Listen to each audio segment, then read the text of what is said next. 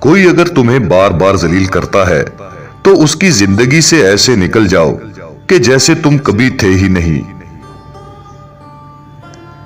کتنے عجیب لوگ ہیں، بات کو پکڑ کر انسان کو چھوڑ دیتے ہیں۔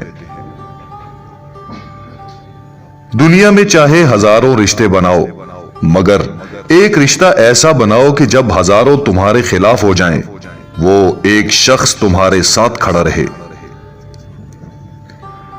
جس شخص میں نقصان برداشت کرنے کی طاقت ہوتی ہے وہی نفع حاصل کر سکتا ہے۔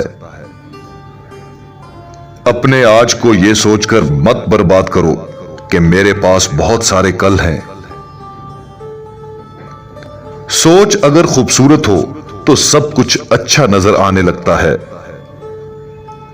یہ ضروری نہیں کہ سارے سبق کتابوں سے سیکھیں، کچھ سبق وقت، زندگی اور رشتے بھی سکھاتے ہیں۔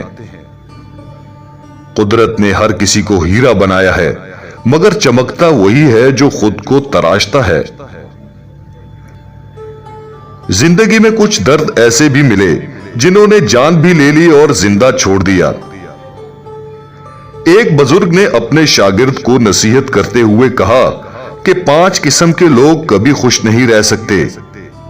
نمبر 1، حسد کرنے والا انسان۔ نمبر 2، خود کو دوسروں سے کمتر سمجھنے والا انسان۔ نمبر 3، اللہ کی ناشکری کرنے والا انسان۔ نمبر 4، لالچ کرنے والا انسان۔ نمبر 5، وہ شخص جو اپنا موازنہ اپنے سے برتر لوگوں سے کرتا ہے۔